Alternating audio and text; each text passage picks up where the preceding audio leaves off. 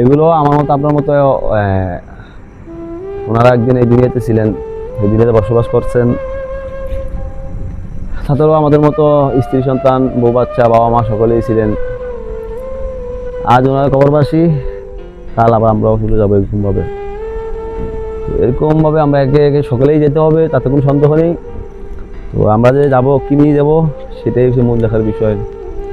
তো আপনাদের একটা কথাই বলার জন্য এই মুহূর্তে ভিডিওটি করা। আপনারা দেখেন এই যে এখানে হাজার হাজার কবর রয়েছেন, যার ভিতরে অনেক বড় বড় লোকেরা রয়েছেন, মানে মন্ত্রী বলেন, এমপি বলেন, ডাক্তার বলেন, উকিল বলেন, রিক্সা ড্রাইভার বলেন, সিজি ড্রাইভার বলেন, সকলে কিন্তু রয়েছে, সব জাতের মানুষ রয়েছেন।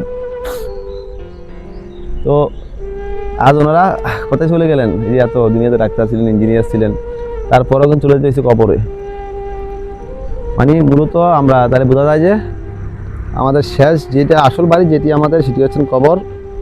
তো আমরা এই দুনিয়া নিয়ে না গুছিয়ে আমার মনে হয় আমরা কবর নিয়ে গুছাইলেই সবচেয়ে বেস্ট হবে। তো আমরা সকলে চলুন আসুন আমরা একে অপরের কাঁধে হাত মিলিয়ে আমরা ইসলামের পথে ফিরে আসি।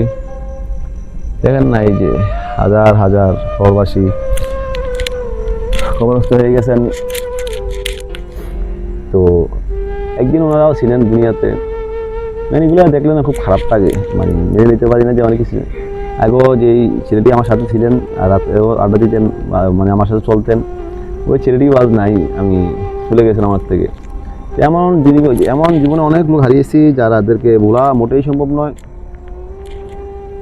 তো একদিন আমি বলেন আপনি বলেন আমরা সকলেই একে একে চলে যাব, তাতে কোনো সন্দেহ নেই। চলুন আল্লাহ রাব্বুল আলামিনের দরবারে তওবা করে আমরা ইসলামের পথে ফিরে আসি।